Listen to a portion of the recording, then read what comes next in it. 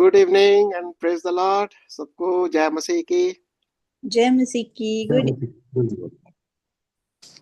यशाया यीशु के आने से कोई 700 साल पहले भविष्यवाणियां कर रहा है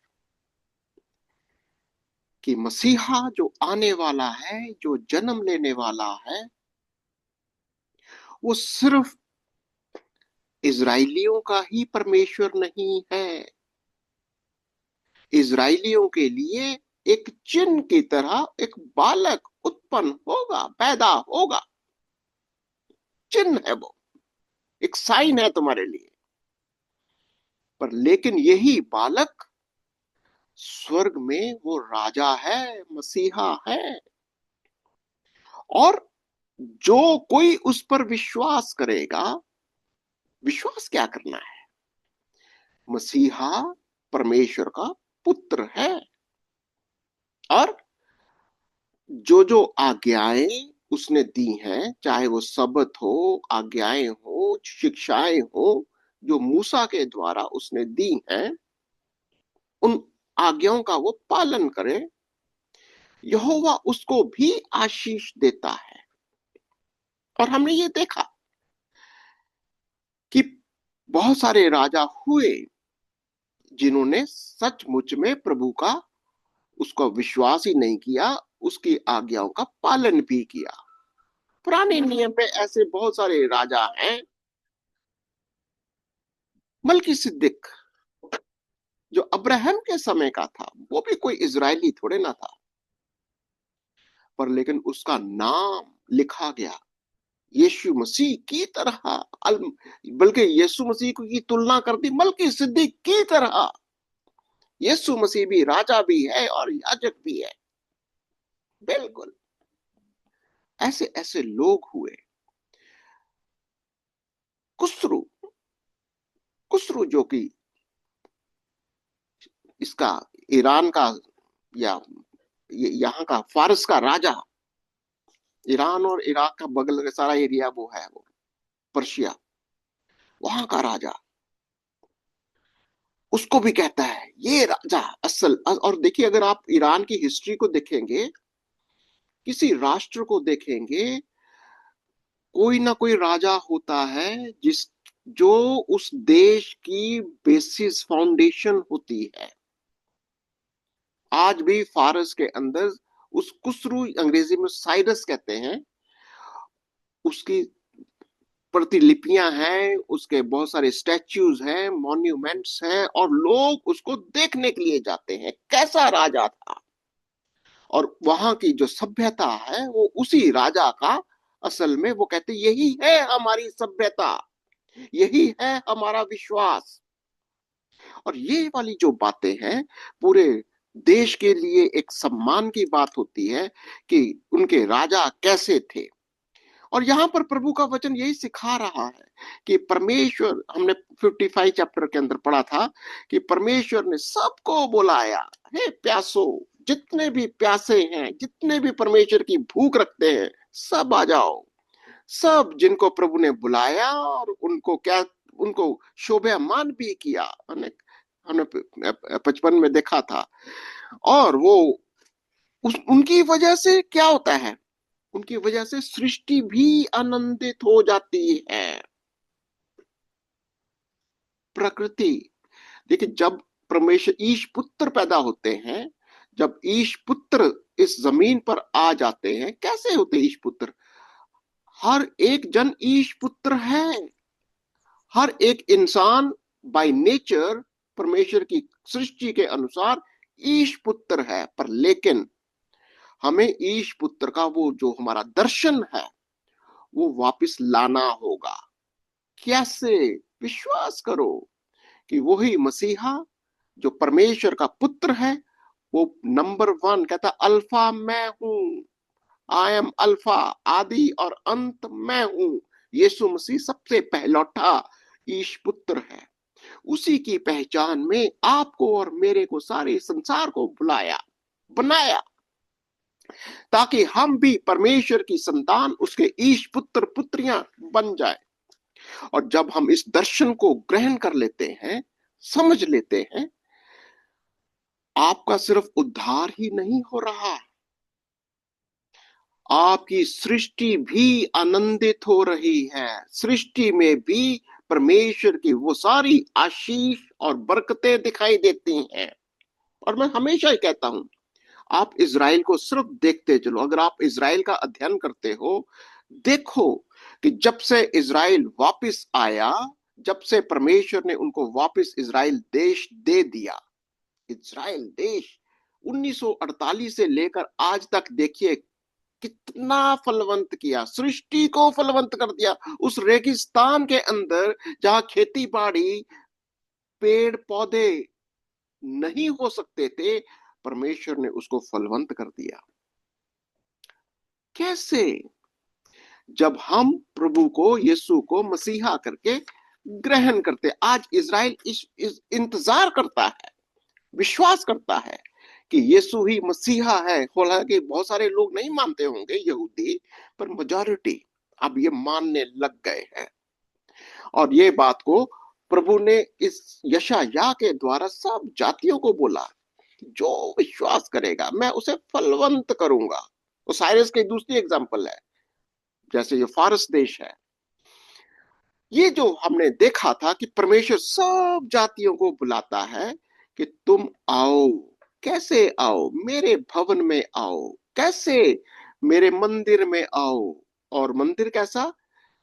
जहां पर मैं हूं, जहां पर मेरे लोग हैं, उसी रास्ते से आओ, उसी बलिदान से आओ और तुम मेरे साथ हो जाओ। सिर्फ कैसा? सिर्फ आना ही नहीं है, मेरे बच्चे, मेरे प्रजा, मेरे बेटे, मेरी बेटियां जैसे मेरे बाकी के लोग हैं, तुम भी मेरी प्रजा वैसे बन जाओ। ये दर्शन बाहर वाला नहीं समझता कि तुम बाहर वाले हो, तुम कहीं आउटसाइडर्स हो और ये कोई ज्यादा है, तुम कम हो। नहीं, बराबरी का हिसाब किताब है। परमेश्वर जब आपको, मेरे को, अन्य जातियों को भी बुलाता है, वो इजरायलियों से कम नहीं आंकता। आपकी, हम सबकी जो बुलाहट है, इजराइल के बराबर। जैसे वो हैं, जैसा उसने उनको बुलाया, राजाओं को बुलाया, आपको भी बुलाता है। तो इस दर्शन के साथ हम इस अध्ययन को जारी रखेंगे। यशायाह उसका 56, ठीक है। तो कौन पढ़ता है आज? किसकी बारी है? ठीक है, कौन पढ़ रहा है? मीनू पढ़ लो, कोई भी नहीं पढ़ो, सब चुप है। पढ़ो मीनू को। ठीक है आंटी। 56, यशायाह 56। यशायाह 56, जिसकी हेडिंग है परमेश्वर की प्रजा में सभी जातियां सम्मिलित। हम्म यहोवा यूं कहता है, न्याय का पालन करो और धर्म के काम करो, क्योंकि मैं शीघ्र तुम्हारा उद्धार करूंगा और मेरा धर्मी होना प्रकट होगा। किसको बुलाता है? सब जातियों को, सब जातियों को। उस समय जब वो बुला रहा था, आपको याद होगा, अशूर की गुलामी में था इज़राइल, उत्तरी राज्य। बुला रहा, सिर्फ ये संदेश इज़राइल को नहीं था कि तुम जो गुलाम हो गए हो, जो भी कोई आएगा, जो भी कोई आएगा मेरे वचनों पर, मेरी शिक्षाओं पर, उसका पालन करेगा, मैं उसका उद्धार करूंगा और मेरा धर्मी होना प्रकट होगा। धर्मी होना क्या होता है? What is right? धर्मी होना, उसकी धार्मिकता हमारी धार्मिकता, जैसा वो है वैसे हम हैं। ये जब प्रभु कहता मैं धर्मी हूं, इसका मतलब हम भी वैसे ही हैं जैसा वो है। और हमारी धार्मिकता प्रभु की धार्मिकता, ये यही है, मायना है उद्धार का। हमारा उद्धार का मतलब ये नहीं है कि हम सिर्फ बच गए, बच ही नहीं गए। देखो, इस पिक्चर को मैं हमेशा याद रखूंगा, और आप इस पिक्चर को अपने माइंड के अंदर बिल्कुल बैठा लो कि इस मंदिर के अंदर आना, यानी स्वर्गीय मंदिर है जो, इस मंदिर के अंदर जो भी कोई आएगा, उस परमेश्वर के साथ हमारा मिलन होता है, हम एक हो जाते हैं। वो उस मंदिर में परमेश्वर और जो भी वहां की प्रजा, अगर ये प्रजा है, प्रजा में जो कोई भी है वो इसी को रिप्रेजेंट करता है, वो इसी की पहचान है। और बुलाहट सबको, वेलकम सभी है। जो भी कोई बाहर से आना चाहता है सबको इनवाइट किया जा रहा है। जहां बाहर से जितने भी लोग हैं, चाहे किधर से भी आओ, वो आएंगे। इसी रास्ते से आना है, इसी तरीके से आना है, और आपके पास वही अधिकार है जो बाकियों का है। ये बस तुम हमारे मेरे आज्ञाओं का पालन करो, मेरी वाचा का पालन करो, जैसा मैं तुमसे कहता हूं। और ये क्या कहता है, क्या ही धन्य है वह, आगे पढ़ लो। क्या ही धन्य है वह मनुष्य जो ऐसा ही करता, हम्म। वह आदमी जो इस पर स्थिर रहता है, जो विश्राम दिन को पवित्र मानता और अपवित्र करने से बचा रहता है, और अपने हाथ को सब भांति की बुराई करने से रोकता है। तो यहां पर कोई भी मनुष्य, यहां पर सिर्फ इज़राइल की बात नहीं हो रही। कोई भी मनुष्य, कोई भी व्यक्ति, किसी भी देश का, किसी भी जाति का, किसी भी समाज का, परमेश्वर की वाचा को मानता। उन समय क्या थी वाचा? सब्बत का, सब्बत का, प्रभु मूसा के 10 हुक्मों का, जो 10 कमांडमेंट्स दे रखी थी, सब्बत का नियम दिया हुआ था, वो वाचा थी, जिसमें बकरों का, जानवरों का लहू होता था। उस बलिदान से वो लोग जाते थे। अब वो कहता है कि जो मेरे सब्बत को, यानी उस, तो आज के कॉन्टेक्स्ट में क्या मतलब निकलता है? नए नियम के अंदर यीशु मसीह, उसका लहू हमारे लिए वाचा है, परमेश्वर का नियम है। जो कोई भी उसकी उपस्थिति में आएगा, उसको इसी रास्ते से जाना है। कौन सा रास्ता? द्वार यीशु है। उसी द्वार को हमने हमेशा याद रखना है कि ये द्वार यीशु है, और इसी द्वार से हमने एंट्रेंस लेनी है। इस द्वार से हम जाते हैं, और इस द्वार से होते हुए, इसी बलिदान से होते हुए जाते हैं। और इसी बलिदान से होते हुए, ये सब जो भी तरीका, यहाँ पर रोटी है, ज्योति है, प्रार्थना की वेदी है, परमेश्वर की उपस्थिति में जाना है। कोई जन ये नहीं कह सकता या कहना चाहिए कि मैं अपने तरीके से प्रभु के पास आऊंगा। ये बहुत इंपॉर्टेंट है। और पुराने नियम में भी ये गलतियां बहुत लोगों ने की हैं। हारून के भी 2 लड़के थे, उन्होंने भी गलती करी थी। जब इस वाचा को, इस नियम को जब उसने तोड़ा, अगर कोई भी इस नियम को तोड़ता है, वहां पर परमेश्वर का क्रोध आता है। परमेश्वर ऐसे लोगों को बिल्कुल नहीं उसको उसको कहीं ना कहीं उसको बहुत क्रोध आता है। हाँ, अनजाने में हमारे से गलती हो सकती है, समझने में कोई भूल हो सकती है। अगर हम जैसे ही समझते हैं, जानते हैं, हम अपने पापों की, गुनाहों की माफी मांगते हैं, प्रभु क्षमा कर देता है। उसमें बहुत दयालु है, वो बहुत प्रेमी कर परमेश्वर है। पर लेकिन जो भी कोई आता है, विश्वास के साथ आए कि ये वाचा का परमेश्वर है। देखो आगे तीसरी आयत को पढ़ेंगे। जो जो परदेशी यहोवा से मिल गए हैं, वे न हम्म, कहें, यहोवा हमें अपनी प्रजा से निश्चय अलग करेगा, और खोजे भी ना कहें, हम तो सूखे वृक्ष हैं। परदेशी, अन्य जातियां, चाहे वो मिस्री हो, तुम कहाँ के, फारस के हो, कहीं के भी हो, किसी भी देश के हो, किसी भी जाति के हो, खोजा, खोजा किसको बोलते हैं? नपुंसक, आज जिसको हम हिजड़ा कहते हैं लोग।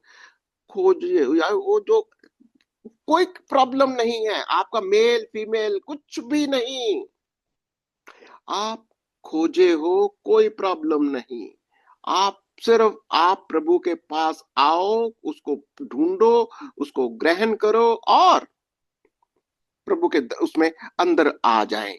सब कुछ, कोई ना ये कहे खोजे, क्या कहते, खोजे का मतलब क्या कह रहे, हम क्या है, ना मेल है ना फीमेल है, हम तो सूखे पेड़ हैं, हमारे अंदर तो कुछ भी नहीं है, हम किसी काम के, कभी मत कहो। हर एक व्यक्ति को कहा गया है, जब तुम मेरे पास आ जाते हो, इस मंदिर में दाखिल हो जाते हो, अब तुम सूखे नहीं रहे, क्योंकि हमारा प्रभु सूखा पेड़ नहीं है, वो हरा पेड़ है, वो फलवंत पेड़ है, वो डाली है, वो दाखरस है, ये सारी बातें। क्योंकि चौथा क्यों आगे। क्योंकि जो खोजे मेरे विश्राम दिन को मानते और जिस बात से मैं प्रसन्न रहता हूँ उसी को अपनाते और मेरी वाचा का पालन करते हैं, यहोवा यूं कहता है। आगे पांचवी है। मैं अपने भवन और अपनी शहरपनाह के भीतर उनको ऐसा नाम दूंगा जो पुत्र पुत्रियों से कहीं उत्तम होगा। मैं उनका नाम सदा बनाए रखूंगा और वे कभी न मिटाया जाएगा। किसको, किसकी बात हो रही है ये? बाहर के लोग, जो सब परदेशी हैं, जो इज़राइल के नहीं हैं, जो जिनको बुला जिन्होंने सिर्फ विश्वास के साथ प्रभु को ग्रहण किया, उसके आज्ञा का पालन किया, उनको बेचारों को कुछ पता नहीं है।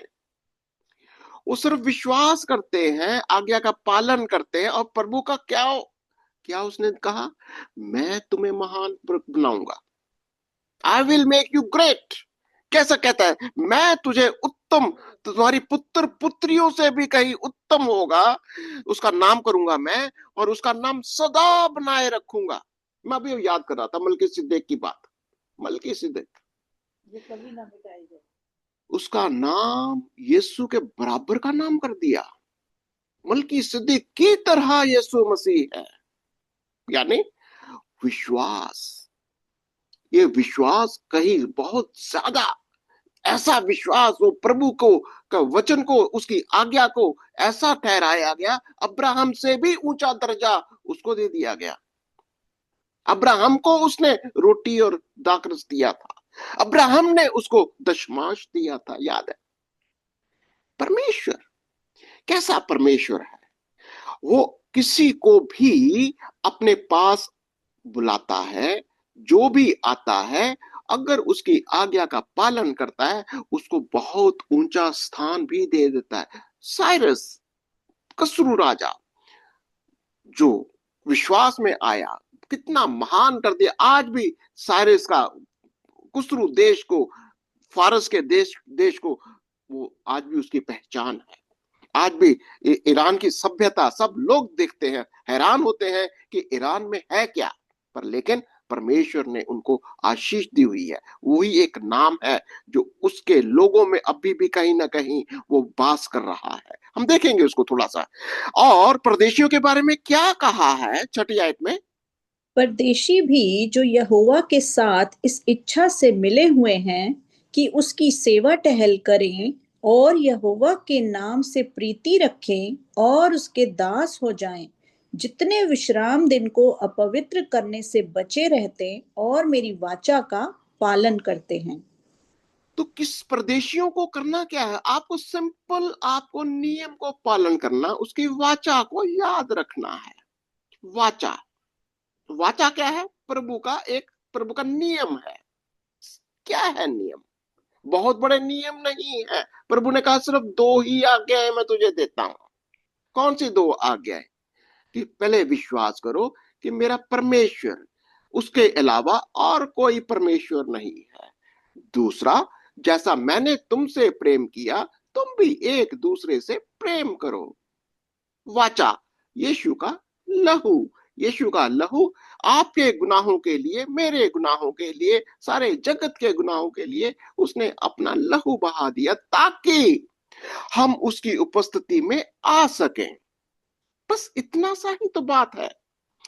परमेश्वर चाहता है कि हम, चाहे कोई भी कहीं के भी क्यों ना हो, और वो, और उसका वायदा सिर्फ आपके साथ ही नहीं है, आपकी पीढ़ियों तक, आपकी जनरेशन टू जनरेशन, आपकी पीढ़ियों को भी वो याद रखेगा। और यही बात अगर पीढ़ियां भी याद रखेंगी, प्रभु उसको आशीष देगा। और उनको वो क्या करेगा? सातवीं आयत में, उनको मैं अपने पवित्र पर्वत पर ले आकर अपने प्रार्थना के भवन में आनंदित करूंगा। हाँ। उनके होम बलि और मेल बलि मेरी वेदी पर ग्रहण किए जाएंगे, क्योंकि मेरा भवन सब देशों के लोगों के लिए प्रार्थना का घर कहलाएगा। ओ, तुम लोग कहां पर आ जाओगे? मेरे भवन में आ जाओगे। तुम मेरे प्रार्थना के भवन में आओगे और तुम वहां प्रार्थना किया करोगे। तुम्हारी प्रार्थनाएं मैं सुन लूंगा, जैसे मैं इनकी सुनता हूं, जैसे मैं इज़राइल की सुनता हूं। मैं तुम्हारा भी परमेश्वर हूंगा। और यीशु मसीह ने इस बात को समझाया अच्छी तरह से। बहुत बार इजरायलियों ने इस मंदिर को, जो हमने इस बात की जो हम चर्चा करते हैं, इस वेदी को, जो संदूक था यहाँ पर, संदूक, मूसा की वो किताबें थी, वो 10 नियम थे, जो भी उनके जो मन्ना के या व्यवस्था की किताबें थी, मूसा की लाठी थी। पर लेकिन उन्होंने क्या कर दिया? उन्होंने इसको एक मूर्ति बना लिया। मूर्ति कैसे बना लिया?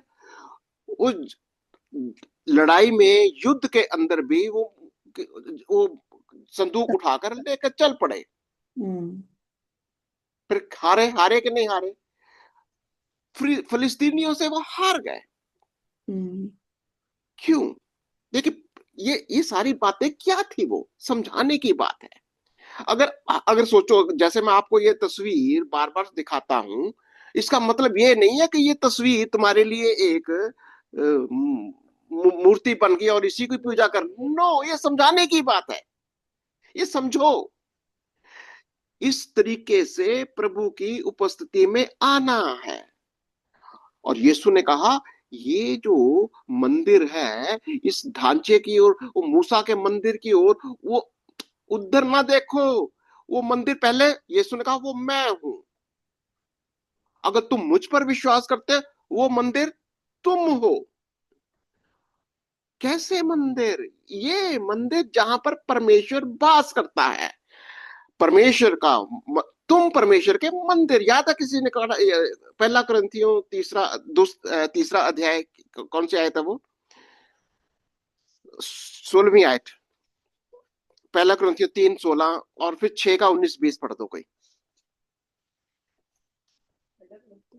पहला कुरिन्थियों 3 उसकी 16वीं आयत, और हम्म। फिर 6 का 19-20। 1 तीन की 16 में कहता है, क्या तुम नहीं जानते कि तुम परमेश्वर का मंदिर हो और हम्म। परमेश्वर का आत्मा तुम में वास करता है? हाँ। और यदि 6 का 19 और 20 भी पढ़ लो। एक का क्या तुम नहीं जानते कि तुम्हारी देह पवित्र आत्मा का मंदिर है, जो हम्म। तुम में वास बसा हुआ है, और हम्म। तुम्हें परमेश्वर की ओर से मिला है, और तुम अपने नहीं हो। तो यहाँ पर हमें यीशु ने क्या सिखा दिया? तुम दान लेकर मोल लिए गए तुम दान लेकर मोल लिए गए हो, ये मंदिर बना दिया। इस मंदिर में वही परमेश्वर है जो तुम्हारे अंदर वास करता है। वही मसीहा है जो तुम्हारे अंदर वास करता है। यूहन्ना 14 में कहता है, अगर तुम मेरी आज्ञाओं का पालन करोगे, तो मैं और मेरा पिता आएंगे और कहाँ वास करेंगे? इधर वास करेंगे। परमेश्वर आपके अंदर, आपके साथ रहना चाहता है, वास करना चाहता है। कंडीशन क्या है? बस व्यवस्था को मानो। व्यवस्था क्या है? प्रभु की आज्ञा, यीशु का लहू, यीशु का बलिदान आपके लिए, मेरे गुनाहों के लिए उस सूली के ऊपर वो बलिदान हुआ। उसके मरने और जी उठने में विश्वास करो। अगर आप विश्वास करते हो कि यीशु परमेश्वर का पुत्र है, हम भी परमेश्वर के पुत्र और पुत्रियां होने का अधिकारी नहीं बनते, हम भी परमेश्वर के मंदिर बन जाते हैं। कैसे मंदिर? थोड़ा सा देखेंगे मंदिर के बारे में भी, थोड़ी सी और कर लेंगे। इनको और आगे पढ़ो, प्रभु उनसे क्या कहता है? 8वीं आयत। प्रभु यहोवा जो निकाले हुए इज़राइलियों को इकट्ठा करने वाला है, उसकी ये वाणी है कि जो इकट्ठे किए गए हैं उनके साथ मैं औरों को भी इकट्ठा करके मिला दूंगा। यानी कि इस मंदिर में मैं सिर्फ इजरायलियों को ही इकट्ठा नहीं करूंगा, मैं गैर यहूदियों को, गैर इजरायलियों को भी इसी मंदिर में, इसी भवन में, यानी परमेश्वर का भवन बना दूंगा। बिल्कुल सब, सारे सारे संसार को, सारी जातियों को मैं ऐसा ही बना दूंगा कि हम सब मिलकर एक आत्मिक भवन है, एक परमेश्वर का स्थान है, जहां पर परमेश्वर डेरा लगाता है, वास करता है। और क्या कहता है वो, आगे चले। हाँ, इजरायली अगुओं को ताड़ना। हम्म। हे मैदान के सब जंतुओं, हे वन के सब पशुओं, खाने के लिए आओ। उसके पहरुए अंधे हैं, वे सब के सब अज्ञानी हैं, वे सब के सब गूंगे कुत्ते हैं जो भौंक नहीं सकते, वे स्वप्न देखने वाले और लेटे रहकर सोते रहना चाहते हैं। तो यहाँ पर वो प्रभु डांट किसको रहा है? इजराइलियों को, इजराइली के पहरुए, यानी तुम्हारे लीडर्स, तुम्हारे आध्यात्मिक, तुम्हारे धर्म के गुरु। उनको ये दर्शन है ही नहीं कि ये भवन का मतलब क्या है। क्योंकि कहता है मेरे लोग, मेरे अगुवे असल में अंधे हैं। कैसे कैसे कैसे वर्ड यूज किया है उसके, गूंगे हैं, गूंगे हैं सब के सब ज्ञानी हैं, और वे सब के सब गूंगे कुत्ते यानी हैं कुछ जो बोलने भौंक के नहीं लिए, सकते, वे बोल नहीं सकते, बड़े बड़े कहेंगे ना, गंदे से ये वर्ड लग रहे हैं। स्वप्न देखने वाले और लेटे रहकर सोते रहना सिर्फ चाहते हैं। इतने आलसी हो तुम कि तुम इस मंदिर का, इस बुलाहट का दर्शन क्या है, परमेश्वर आपको कहना क्या चाहता है। तुम सिर्फ अगुवे तो बन गए, पर तुमको वे वचन को सिखाना नहीं आता, तुम वचन को समझना भी नहीं चाहते। तुम इतने ढीले हो, तुम इतने कहने सुस्त हो तुम, कि तुमको ना तो तुम सीखते हो, ना तुमको समझाते हो, और कैसे गूंगे बन गए हो तुम, अंधे बन गए हो तुम। और क्या कहता है उनके बारे में 11वीं 12वीं में? वे मरभूखे कुत्ते हैं जो कभी तृप्त नहीं होते। देखो वचन प्रभु बड़ा कहते हैं, पंजाबी जी कहते हैं बड़ा डाढ़ा आया, पंजाबी है उसकी। बहुत क्रोधित भी होता है, बड़े ऐसी ऐसी लैंग्वेज भी बोल देता है वो। चलो क्या बोलता है, तुम कैसे हो, कुत्ते हो, ओके, मर, और मरभूखे कुत्ते हैं जो कभी हम्म, तृप्त नहीं होते। हाँ हाँ, वे कैसे? चरवाहे, हाँ वे चरवाहे हैं जिनमें समझ ही नहीं। उन सबों ने अपने अपने लाभ के लिए अपना अपना मार्ग लिया है। अपने अपने लाभ के लिए काम करते हैं ये। अरे बहुत, आज के लिए बहुत जरूरी है ये। प्रभु के चरवाहे, प्रभु के दास, प्रभु के लोग, जिनका काम है कि परमेश्वर के इस मंदिर का, इस शिक्षा का, उसकी बुलाहट का प्रचार करें, शिक्षा दें, लोगों को बताएं कि परमेश्वर के भवन में कैसे कैसे दाखिल होना है, किसको दाखिल होना है, क्यों दाखिल होना है, और क्यों नहीं, किस तरीके से हम दाखिल नहीं हो सकते। पर लेकिन अगर कोई इसको नौकरी समझ के ले रहा है, चरवाहा, अगर देखो प्रभु का वचन बड़े स्ट्रिक्ट तरीके से कह रहा है, तुम लोगों अगर सिर्फ अपने लाभ की पड़ी हुई है, सिर्फ तुम्हें अपने पैसे की पड़ी हुई चिंता, हम्म। तो प्रभु बड़ा कठोर है उनके साथ। कहता है कि ये अपने अपने लाभ की चिंता करते हैं, और क्या कहता है? वे कहते हैं आओ हम दाख मधु ले आएं, हम्म। वो मदिरा पीकर छक जाएं, कल का दिन भी तो आज ही के समान अत्यंत सुहावना होगा। तो एटीट्यूड अगर तुम्हारा ये है कि, देखिए आज भी बहुत सारे लोगों की ये समस्या है, हाँ हम तो प्रभु को ग्रहण कर लिए, हम तो प्रभु के मंदिर में दाखिल हो गए, हमारा उद्धार हो गया, अब खाओ पियो ऐश करो मित्रों। ये वाला एटीट्यूड है ये, लिखा है, पढ़ो जरा फिर से जरा, क्या कहते हैं वो?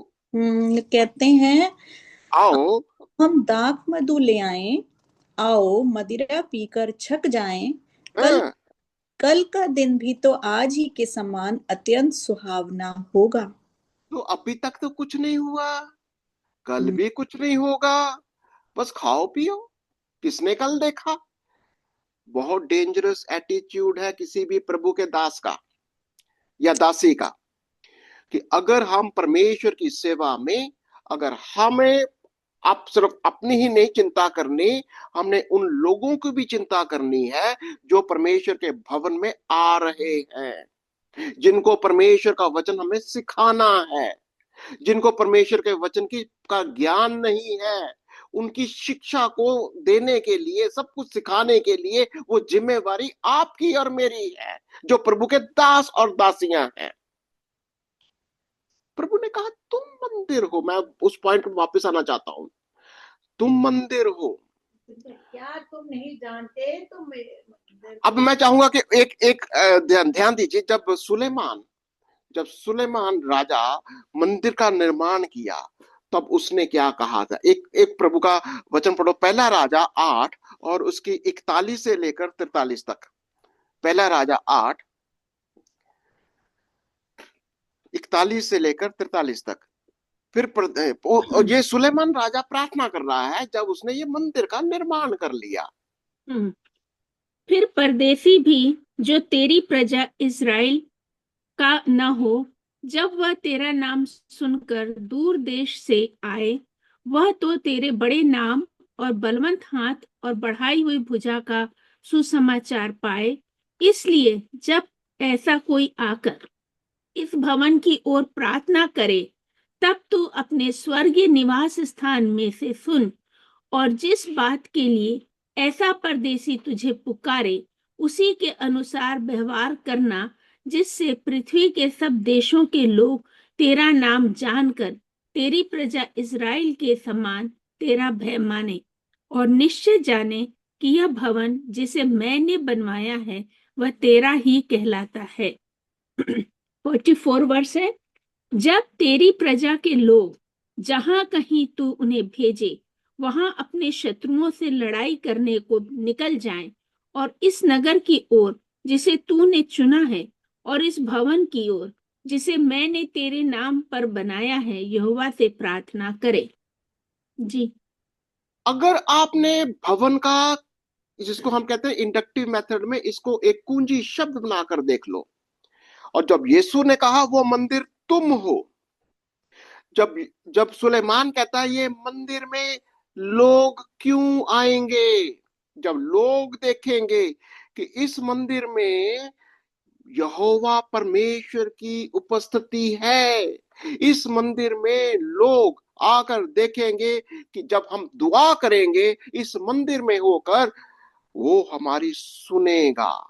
इसको आज के कॉन्टेक्स्ट में देखकर अब समझने की कोशिश करें कि आज हम जो लोगों को प्रचार करते हैं, आज हम कहते हैं कि लोगों को कन्वर्ट कर लिया। क्या कन्वर्ट कर लिया? हम कहना क्या चाहते हैं? हम कहना चाहते हैं कि जैसा मैं परमेश्वर का मंदिर हूं, जिसके अंदर परमेश्वर पिता, पुत्र और पवित्र आत्मा वास करता है, तुम भी परमेश्वर के मंदिर बन सकते हो। जैसे मेरे अंदर, मेरे द्वारा परमेश्वर मेरी प्रार्थनाओं को, मेरी बातों को सुन लेता है, परमेश्वर तुम्हारे अंदर भी वो तुम्हारी दुआओं को सुनेगा। बल्कि तुम्हें देखकर, मुझे देखकर, प्रभु के दासों को देखकर, उसके मंदिर को देखकर लोग खिंचे चले आएंगे। आज कहीं ना कहीं हम इस दर्शन से भटक चुके हैं।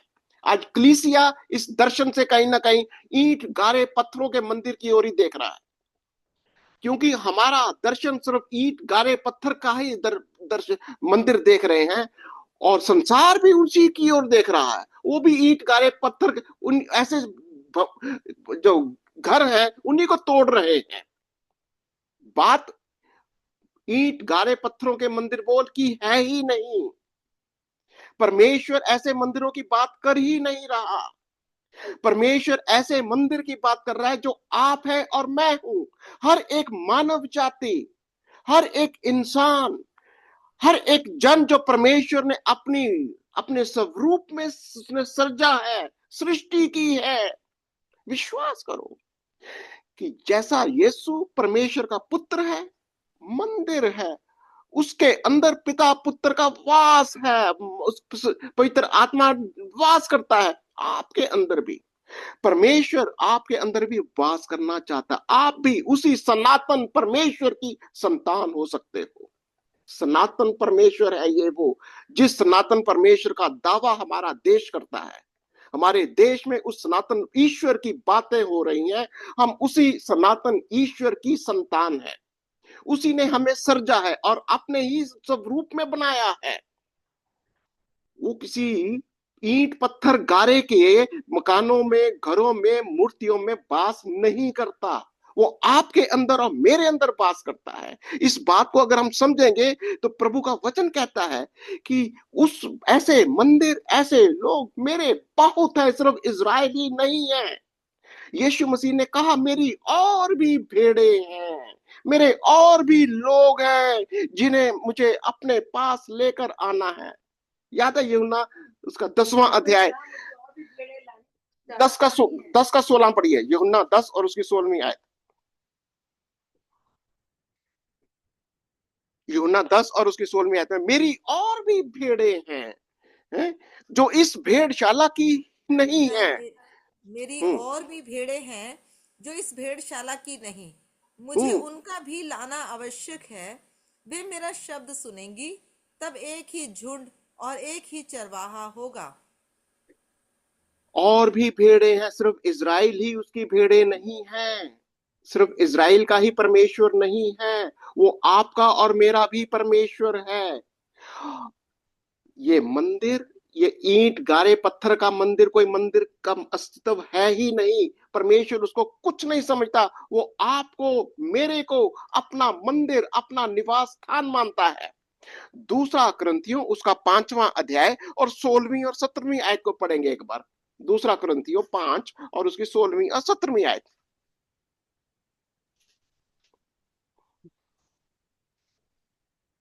सो अतः अब हम्म अब से हम किसी को शरीर के अनुसार ना समझेंगे, और हम्म यदि हमने मसीह को भी शरीर के अनुसार जाना था, तो भी अब से हम उसको ऐसा नहीं जानेंगे। सो यदि कोई मसीह में है तो वह नई सृष्टि नई है, सृष्टि है, पुरानी बातें बीत गई, जाती देखो गई, वे सब नई हो नई गई। हो गई। देखो सब बातें नई हो गई। देखो परमेश्वर का वचन क्या समझा रहा है।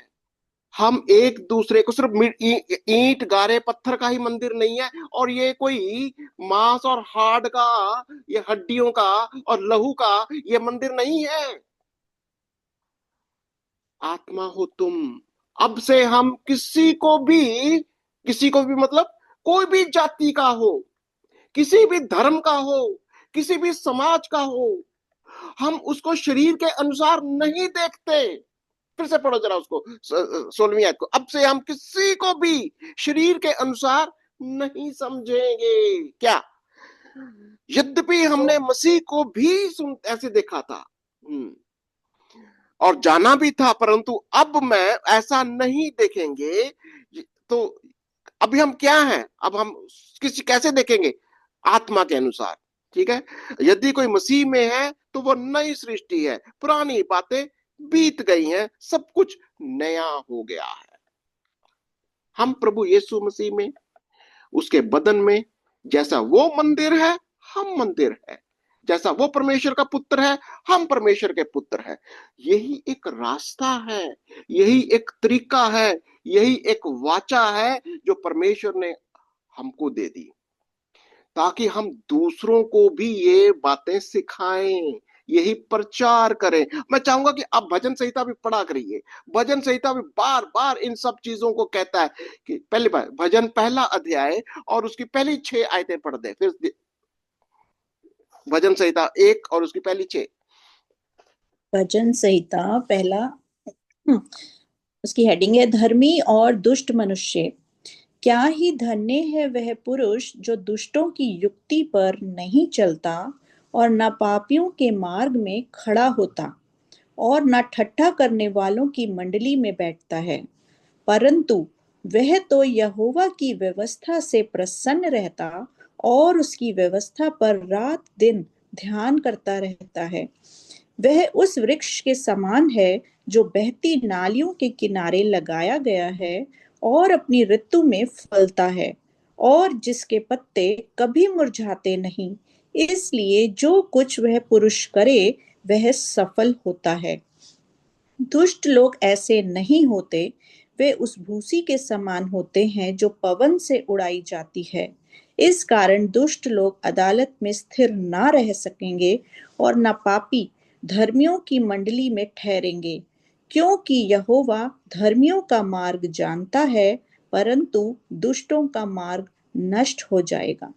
परंतु दुष्टों का मार्ग नष्ट हो जाएगा। एक ही मार्ग है, प्रभु यीशु ने क्या कहा? मार्ग, सत्य और जीवन मैं हूं।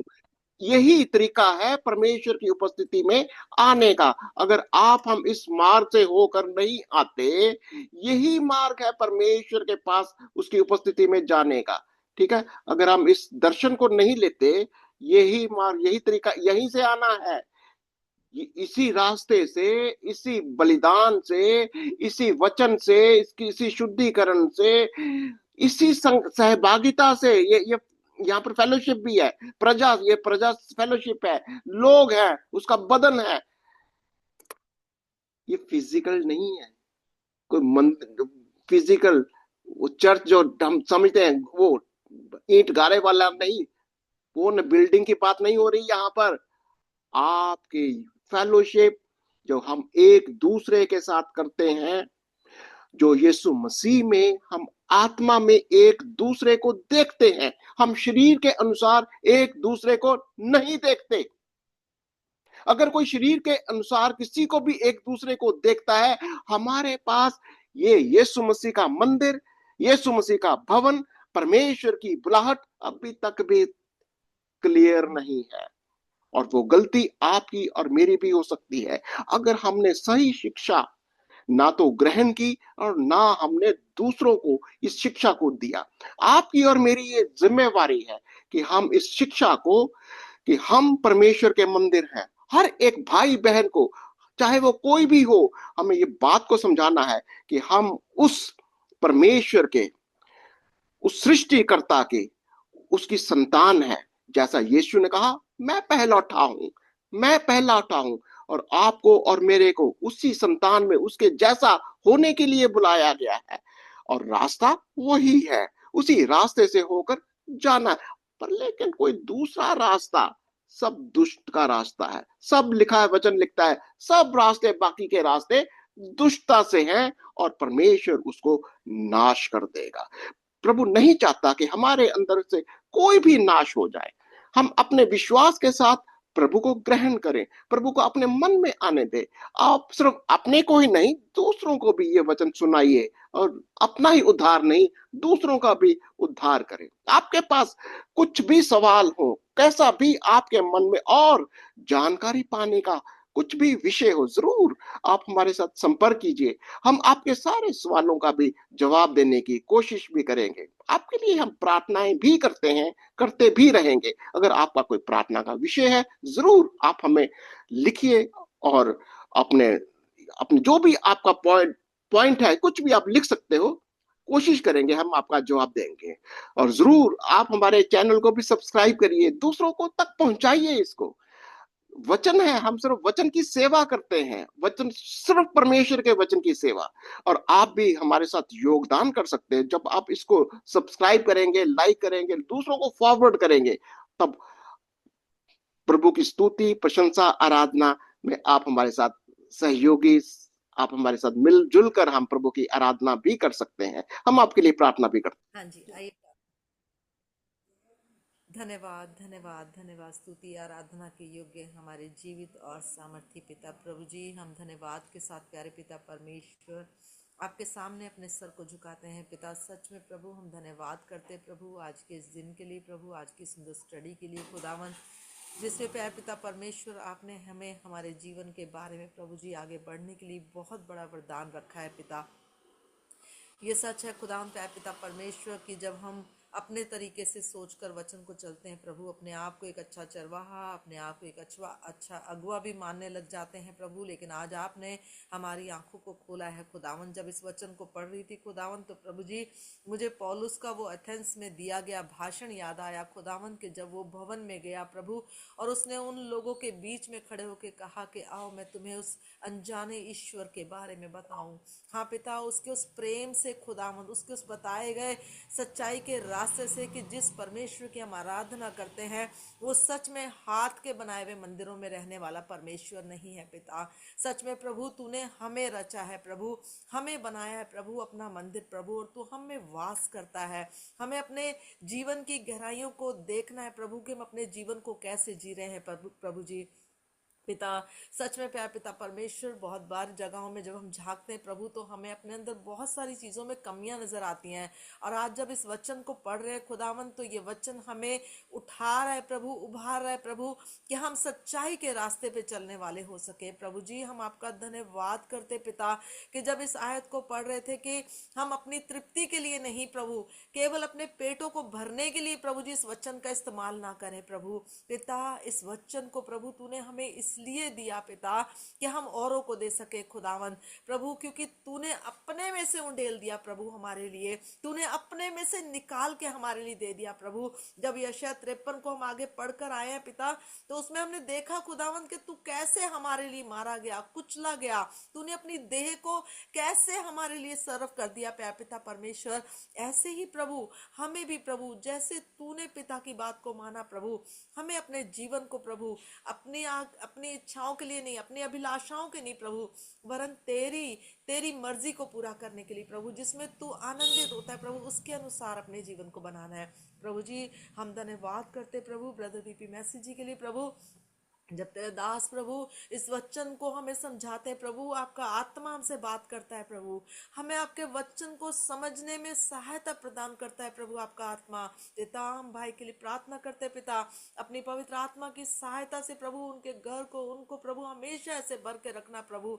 और हमारे ग्रुप में जितने भाई बहन बैठे हैं प्रभु, जितनों ने ऑनलाइन सुना है खुदावन, एक एक को आशीष देना प्रभु जी। हम इन वचनों को प्रभु जी व्यर्थ ना जाने दे प्यार पिता परमेश्वर, इसकी गहराइयों को प्रभु हमारे जीवन में बनने देना प्रभु, ताकि हम तेरे वचन के अनुसार चलने वाले हो सके। ओ खुदावन, तू सच में कितना महान प्रेमी परमेश्वर है प्रभु, तूने सारी मानव जाति से प्रेम किया खुदावन। जब अभी हम पहले राजा में पढ़ रहे थे खुदावन, सुलेमान ने कितनी दीनता के साथ उस प्रार्थना को रखा प्रभु, कोई भी जाति का इंसान क्यों ना हो प्रभु, और जब वो तेरी ओर मुंह उठाकर प्रार्थना करे प्रभु तो उसकी सुन लेना।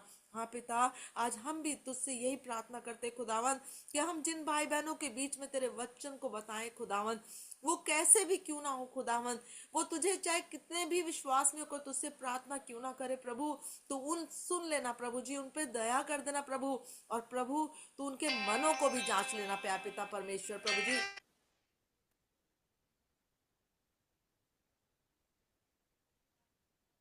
की आशीष हो। कल जब हम दोबारा मिले प्यार पिता परमेश्वर, तो इसी रीति से प्रभु जी हम सब एक मन एक चित्त होके प्रभु अगले अध्याय में जाने वाले हो सके।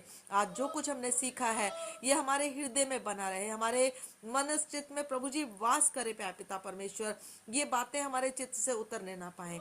एक एक जन को आशीष देना प्रभु जी, आज का वचन जिससे हम आशीषित हुए प्रभु जी, इस वचन को हमारे जीवन में बना के रखना, ताकि हम अपने और भाई बहनों को, अपने बच्चों को प्रभु जी, और सबसे पहले अपने जीवन में अमल करने वाले हो सके। इस दुआ को बड़े ईमान के साथ हमारे उद्धारकर्ता प्रभु यीशु नासरी के नाम से इस दुआ को मांगते हैं पिता, हमारी विनती को सुने और कबूल करे यीशु नासरी के वसीले से, आमीन। आमीन एंड आमीन। प्रभु आपको बहुत आशीष और बरकत दे।